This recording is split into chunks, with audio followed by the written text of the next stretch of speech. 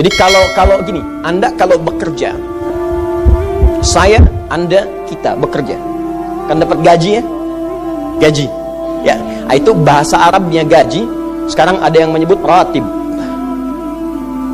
Ratib. Pokoknya disebut ujrah. Pokoknya yang harus dibayar.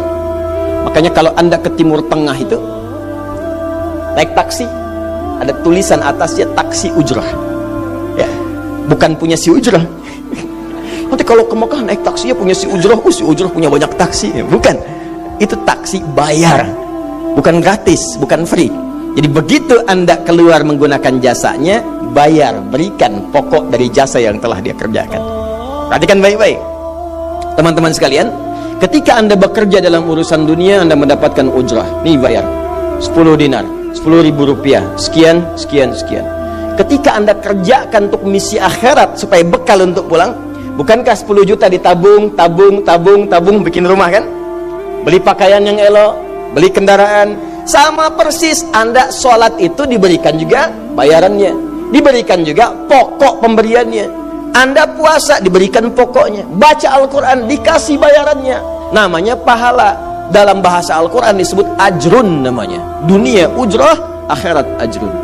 Lahum ajrun ghairu mamnun. Ajrun. Berapa ukurannya? Minimal 10. Turun Quran surah ke-6 ayat 160. Ya, kita keluarkan supaya terukur. Ya. Setiap pekerjaan dunia menjadi nilai akhirat punya poin. Pekerjaannya disebut hasanah namanya. Ya. Amal solehnya disebut hasanah. Siapa yang mengerjakan di dunia pekerjaan punya nilai akhirat, amal soleh namanya hasanah. Setiap hasanah punya poin 10.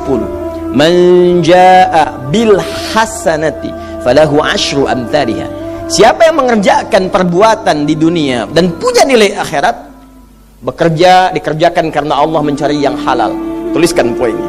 Salat, tuliskan poinnya. Setiap pekerjaan 10. Hitungannya 1 keduanya 500 tahun, 2 ketiganya 500 tahun, 3 keempatnya 500 tahun. Jadi jangan menghitung 1, 2, 3 terlalu sedikit. Ya. Di hadis Muslim saya sering katakan, ke masjid saja dapat 25 poin baru nyampe. Jarak 1 kedua 500 tahun. Jadi kalau ada yang tidak sholat dalam sehari, 1 kali sholat kehilangan 10 pahala kali 500 tahun. Dia kehilangan pahala 5.000 tahun. Ya, dosanya berapa? Nah, makanya sering kita bermohon begini, ya Allah, jadikan semua perbuatan duniaku punya nilai akhirat supaya ditampakkan di akhirat. Di hasanah dunia ini akan ditampakkan saat dihisab di akhirat. Makanya sering kita katakan, ya Al-Baqarah ayat 201, wa minhum may yaqulu rabbana atina fid dunya. Ya Allah, jadikan semua kegiatan duniaku hasanah. Namaku sudah hasanah ya Allah, perbuatanku belum tentu. Ya sudah, suami namanya Hasan, ya istri Hasanah, anaknya Husna, ya kan? Yang laki-laki Husain, semua kumpul. Tapi kalau pekerjaannya tidak demikian menjadi amal soleh, nggak terkumpul ini. Ya, dan akhirat pun nampakkan lagi hasanahnya. Maka diteruskan ayatnya, wa fil akhirati hasanah. Makanya saat di akhirat itu ditampakkan, faman ya'mal mithqala dzarratin khairan yarah. Ya, makanya kalau mau mithqal, yang khairan yarah, jangan yang syarran yarah. Ya, pada yang baik-baik, miskol tahajud, miskol untuk baca Quran, ya, miskol untuk bisa tilawah, miskol untuk mengingatkan puasa sunnah, itu khairan yarah. Ya, miskol pada yang tidak bagus tinggalkan, itu syarran yarah. Ini balik sini. Maka dapat kita nilai ini kembali kepada Allah, kumpulkan semua ini. Tinggal nanti tergantung Anda mau punya rumah di yang mana daerahnya. Komplek yang elit di Indonesia, di sini Jakarta ada Pondok Indah. Ada beberapa tempat-tempat yang lainnya, elit kalangannya, Menteng, dan seterusnya. Maka di surga pun ada komplek yang elit-elit. Ada Firdaus, ada surga Aden, ada macam-macam. Tinggal Anda cari bekal yang serius, turunkan kemudian ke bumi. Cuman sayang, dari sekian waktu yang Allah berikan disebut dengan ajal, menjadi batasan kita untuk beramal. Setiap kita dibatasi oleh waktu. Seperti Anda pun bekerja dunia, bukankah ada waktunya? Waktu produktif untuk bekerja, setelah itu ada masa pensiunnya. Dalam bahasa Arab, sesuatu yang kita kerjakan dengan batas dan setelah hilang batasnya, selesai aktivitasnya, disebut dengan ajal namanya. Maka Allah membuat ketentuan, kita pun tidak abadi di bumi. Setiap kita punya batas waktu, kalau selesai dinas kita dan pulang kita untuk mempertanggungjawabkan semua yang kita kerjakan di sini. Maka turun Quran surah ke-7 ayat 30 berapa? 4 untuk menggambarkan ini. Walikulli ummatin ajal fa idza jaa ajaluhum la yastakhiruna sa'ata wa la yastaqdimun. Setiap umat seluruhnya tanpa kecuali itu pasti punya batas waktu untuk beraktivitas dan selesai pulang. Aktivitas kita ketika bergerak mencari kehidupan ma'isyah, pekerjaannya disebut dengan asya. Diingatkan kalau harakat fathah turun ke bawah kasrah artinya selesai harakatnya, hilang pekerjaannya. Dari asya menjadi isya. Setiap hari diingatkan kita dengan salat isya. Hei, seaktif-aktifnya Anda, sesibuk-sibuknya akan selesai semua itu dan semua kita akan pulang. Bukankah setelah isya kita terpejam? Itu kan latihan. Makanya dalam doa saat akan tidur jadi disebutkan bisikallahumma amutu wa ahya. Ada riwayat lain ahya wa amut. Riwayat populernya amutu wa ahya. Mungkin malam ini saya pulang, saya meninggal. Makanya saat kita bangun dari tidur kita ucapkan alhamdulillahilladzi ahyana ba'dama. Ada maknya, sementara aja. Satu saat mungkin pulang. Kita nggak tahu di bagian mana yang tidur itu mengakhiri kehidupan kita saat kita pulang. Karena itu serius. Ada saatnya kita pulang. Nah teman-teman, ternyata sudah tahu akan pulang pun masih ada yang tidak memanfaatkan waktu dengan baik. Tanyakan pada setiap manusia ya, dari detik ini, dimulai dengan diri kita. Kita manusia kan? Tanyakan pada diri kita, Anda wafat tidak? Anda pulang tidak?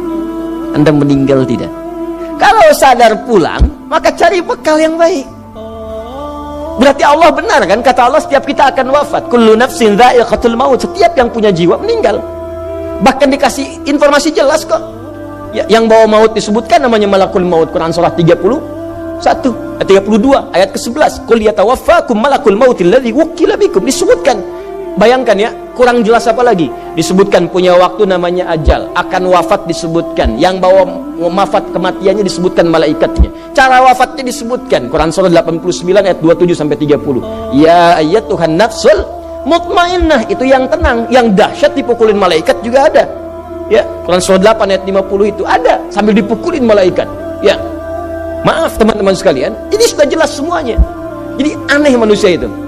Ya, sudah tahu akan meninggal, tahu ada kenikmatan, ada siksaan, tahu ada surga, ada neraka, tahu ada kenikmatan kubur, ada siksa kubur. Kenapa masih main-main juga? Kenapa nggak dimanfaatkan? Dan dia tahu ada yang menyolatkan, ada yang disolatkan. Apa nggak sempat terfikir ketika Anda wafat siapa yang menyolatkan? Bukankah yang paling indah yang menyolatkan orang yang selama ini kita rawat? Anak yang pernah dikandung, diberikan ASI, dirawat-rawat. Anda menyiapkan apa gitu? Kita menyiapkan apa? Sayang-sayang investasi keluar banyak, ketika wafat gak bisa berlaku apapun. Bahkan ada yang sebelum wafat pun sudah dibuang dari keluarganya. Waliyadzubillah. Nah, sekarang dari sekian kegiatan aktivitas kita, berapa yang sudah punya nilai di mata Allah menjadi amal saleh? Sekarang kita ukur. Ya, sekarang kita ukur. Pelan-pelan sebentar ya. Ini rata-rata usia berapa tahun? Oh baik, 40 tahun ke atas ya. Ya. Walaupun atasnya mungkin agak banyak, atas gitu ya, bagian. Nggak apa-apa. Fokus sini ya. Edisi kali ini fokus saja. Biarkan saya yang datang, terangkan, tulis, hapus ya. Antum simak aja lah, simak, tulis dengan baik. Mau ketawa-ketawa sudah masuk surga, alhamdulillah. Udah cukup dengan amin, lihat dulu. Ini saya sering sampaikan. Ini kita kasih batas standar di Al-Quran aja lah, 40 tahun misalnya. Ya, standar keseriusan beraktivitas. Ya, lihat sini. Konon dalam sebuah penelitian sederhana, manusia itu kalau dihitung-hitung aktivitasnya setengah dari usianya, itu umumnya walau tidak semuanya teralokasikan untuk tidur, beristirahat, tidur. Dari mulai lahir, bayi kecil tidur, dewasa beraktivitas, tidur siang, tidur malam, tidur macam-macam, tidur kecapean, tidur ngantuk, tidur lelah, tidur segala rupa, tidur. Setengah dari usia. Jadi kalau 40 tahun, tidurnya berapa tahun? 20 tahun. Baik. Sisanya beraktivitas, ya. Nah, itu berapa tahun? 20 tahun. Jadi di sini kalau kita hitung, ya kalau beriman, alhamdulillah kita salatnya, puasanya, baca Qur'annya, tapi juga kerjanya, tertawanya, candanya, macam-macamnya 20 tahun. Dari 20 tahun ini, berapa yang jadi aktivitas ibadah? Yang jadi ibadah berapa? Ya, jangan terlalu pesimis ya, ambil 10 tahun misalnya. 10 tahun ibadah. Nah, jadi di sini adalah salatnya, baca Qur'annya, puasanya dan sebagainya, sedekahnya, infaknya. Apakah semua ibadah itu langsung diterima? Belum tentu. Syaratnya ikhlas. Wa ma umiru illa liya'budullaha mukhlishina lahuddin. Quran surah 98 ayat 5. Pertanyaannya, dari ibadah yang kurang lebih 10 tahun ini, berapa tahun yang ikhlas? Ya ambillah tengah-tengahnya 5 misalnya kan. 5 tahun. Ini yang ikhlas, insyaallah. Yang ikhlas kurang lebih 5 tahun. Jadi usia 40 tahun ini yang produktif amalan yang kurang lebih harapan kita diterima oleh Allah insyaallah 5 tahun. Dosanya berapa tahun?